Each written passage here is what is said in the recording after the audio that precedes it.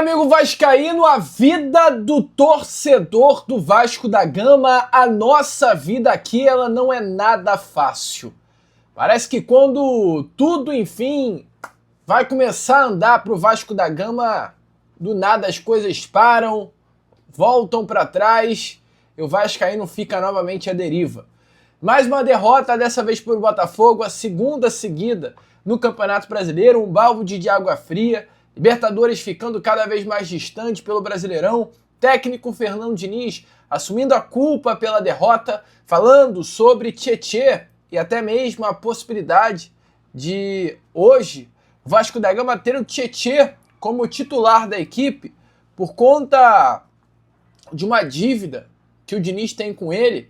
Eu vou trazer tudo isso para você, falar sobre Verratti. Amigo, é um Acorda Vascão recheado de informação nessa sua manhã de quinta-feira. Mas antes de começar aqui o vídeo, antes de deixar todos vocês muito bem informados sobre o nosso Vascão, como sempre faço aqui no canal, eu quero dar aquelas boas-vindas para você, né, que está chegando aqui pela primeira vez. Para quem ainda não me conhece, muito prazer, amigo vascaíno.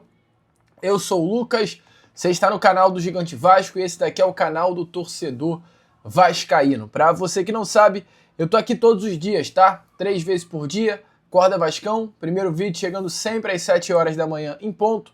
Tem também o Fala Gigante, que é o segundo vídeo do canal, chegando sempre pela parte da tarde. E o Boa Noite Gigante, terceiro e último vídeo do canal do Gigante Vasco, chegando pela parte da noite para fechar o seu dia com chave de ouro e as últimas informações do nosso Vascão. Então é claro, você que está aí do outro lado e ainda não é um inscrito do nosso canal, não perca tempo, venha correndo aqui embaixo, a gente tem essa palavrinha inscreva-se, clique nela e já venha fazer parte da nossa família. Eu sei que o momento é difícil, o vascaíno não está nada feliz nessa segunda-feira, mas faltam 10 pessoas aí para chegarmos aos 172 mil inscritos.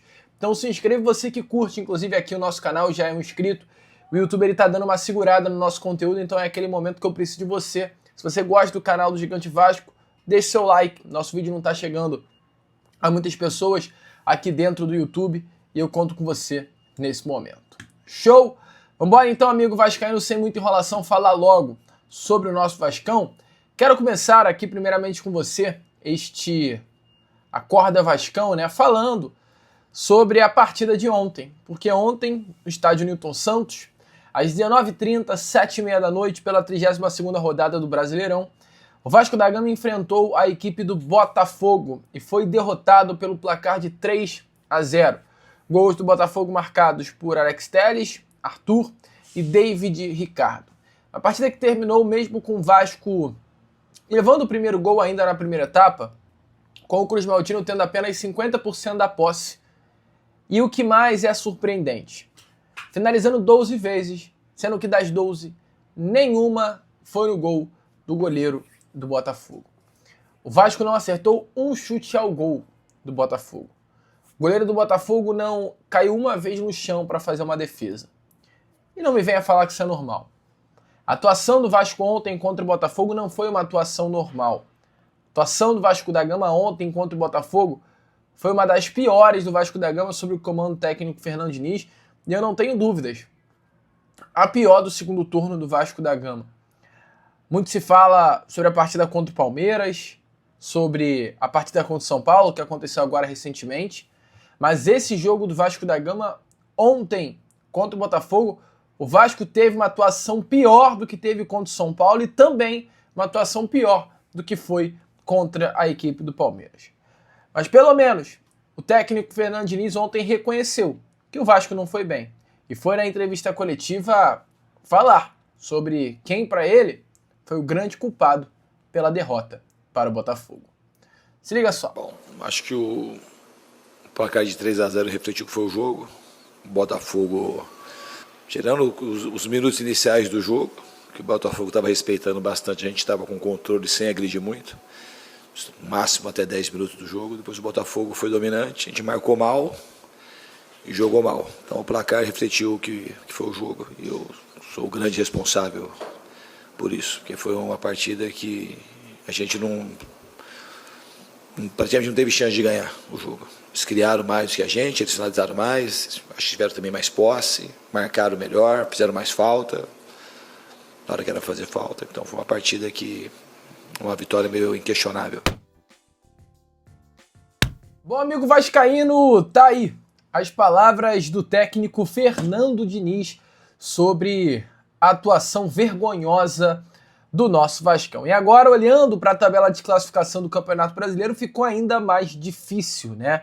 Tá aparecendo aí na imagem para vocês hoje a situação do Vasco da Gama, 9º colocado do Brasileirão, segue com os mesmos 42 pontos, uma situação bastante inconfortável, olhando principalmente pela possibilidade que o Vasco da Gama tinha 2 rodadas atrás, chegar a uma Libertadores. Caso o Vasco tivesse vencido as partidas contra São Paulo e Botafogo, o Vasco estaria com 48 nesse momento, dentro do G7, inclusive olhando até para a vitória que o Botafogo não teria caso não tivesse vencido o Vasco. O Vasco estaria até mesmo na 6ª colocação, a 1 ponto apenas atrás aí, aliás, a 4 pontos atrás do Bahia, bem coladinho ali no G5, mas agora é olhar para frente. Ficou difícil? Ficou distante. O Vasco tem 42. O Fluminense hoje entra em campo contra a equipe do Mirassol no Maracanã. A possibilidade do Fluminense vencer é bem grande, chegaria a 50, e o Vasco ficaria a 8 pontos de distância desse G7. Agora, ao meu ver, o foco tem que ser total na Copa do Brasil.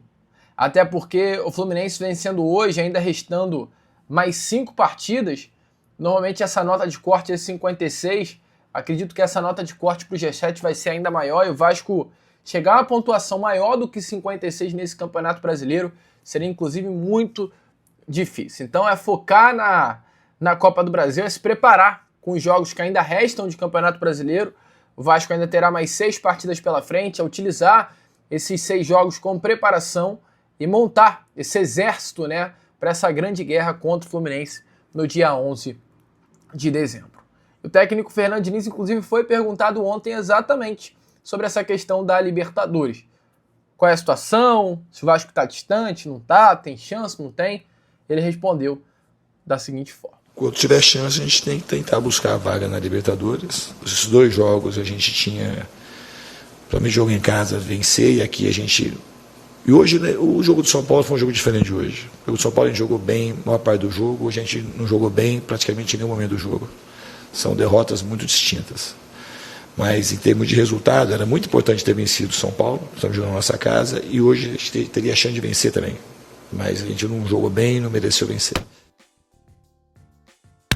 Amigo vascaíno, essas foram as palavras aí do técnico Fernando Diniz. Mas é difícil também defender o Diniz, né?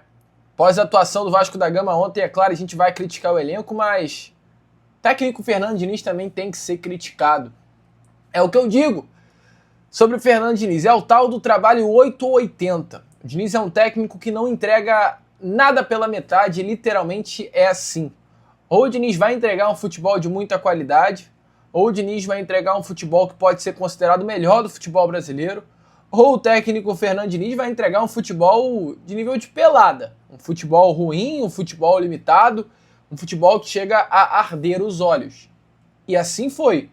Ontem contra o Botafogo, foi o segundo tempo contra o São Paulo dentro de São Januário. Esse é o técnico Fernando Diniz. E é passível de crítica. Eu acho que ontem, inclusive, o que aconteceu também deverá ser criticado. O que eu digo? A presença de Tietê e Verratti no time titular. Sem condição. A atuação do Tietê hoje dentro do Vasco da Gama é uma atuação ruim. E não é por conta da partida de ontem apenas. Foi pelo que ele apresentou contra o São Paulo e principalmente pelo que ele vem apresentando desde quando retornou daquela lesão lá em agosto. O Tietê já não é mais o mesmo jogador. Com a chegada do técnico Fernando Diniz ao Vasco, o Tietê nitidamente foi o atleta que inicialmente melhor entendeu e por já ter jogado muito com o Fernando Diniz a forma de jogo do técnico, mas hoje não rende. Hoje é uma peça que não é importante. Hoje o Hugo Moura está fazendo falta no setor de meio campo ao lado do Barros, porque o Tietê nada certo. Os números do Tietê ontem no SofaScore, inclusive, amigo, constrangedores. Um volante que não desarmou, não cortou e ganhou uma disputa de bola. Isso não existe. Ainda perdeu 6 bolas no setor de meio campo, que poderia dificultar muito, dificultou o Vasco em diversos momentos, criando perigo para o Botafogo. E o Verratti também, uma atuação ruim. tem a liderança, tem a importância, é o camisa 9, é o artilheiro do futebol brasileiro, mas ontem foi mais uma daquelas partidas que o Verratti não apareceu. O Verratti não jogou. Para que o Verratti ontem esteve em campo? Absolutamente nada. Nenhuma finalização. Então, assim, vale a crítica ao técnico Fernando Diniz. Pelo Verratti presente, pelo Tietê presente, pelas loucuras, como, por exemplo, colocar o Matheus França como volante. Bizarrices. Mas é isso. Tô criticando o Diniz? Tô. Mas entendo que esse é o trabalho dele. É o tal do 8 ou 80. Ou ele vai entregar o melhor futebol do Brasil, ou ele vai entregar essas insanidades. Se liga aí só nas palavras dele. Eu acho que as duas perguntas, porra, hoje você deu uma... mas você deu uma exagerada hoje, hein? Deu uma exagerada. Mas eu vou te responder. Porra, você acha que eu vou colocar o Tietê porque eu tenho uma dívida com o Tietê? Assim, mas a torcida, pelo perfil que eu tenho, que eu demonstro no campo, a torcida pode até querer saber. Eu não acredito que a torcida do Vasco, de maneira geral, ache uma coisa dessa. Nem se ele fosse meu filho, vai jogar os caras que eu acho melhor. O Tietê, eu vou repetir para você. O Tietê, 2 meses atrás, de saideira, ele estava todo o jogo entre os 3 melhores jogadores do time. Ele é o jogador da posição e a gente, assim, quer que o Tietê volte a jogar do jeito que ele está jogando. Isso não quer dizer que o Tietê vai ser titular sempre, mas se eu tiver que tirar, vou tirar a hora que eu acho que tem que tirar. Então, assim, isso é uma coisa meio risível, falar uma coisa dessa. Não é que eu vou, nunca fiz e nunca vou fazer um troço desse. Não tem a mínima chance. A outra pergunta, o que foi que você fez? A do Veguete. De novo, você pergunta bastante sobre o Veguete. O Veguete, ele fez 2 gols contra o Red Bull Bragantino. E para o Veguete conseguir produzir no jogo de hoje, ele foi o cara mais sacrificado. Porque assim, a gente jogou mal, a gente marcou mal e a gente não produziu. É um cara assim, a gente precisava... Seria justo cobrar o Veguete se a gente tivesse produzido bastante e ele não tivesse tido chance de gol, tivesse errado o gol. Então é muito injusto cobrar o Veguete no jogo de hoje, na minha opinião. Porque se fosse ele, qualquer outro centroavante. A gente não produziu, a gente marcou mal, o Botafogo teve mais posse que a gente criou pouco, a gente cruzou pouco. Então, para um centroavante hoje, ia ser difícil ele aparecer no jogo de hoje. Ele jogou, como foi em Bragança, com a minha expectativa da gente conseguir produzir para ele poder finalizar. Do jeito que a gente jogou hoje, ia ser muito difícil o Veguete aparecer de uma maneira positiva no jogo.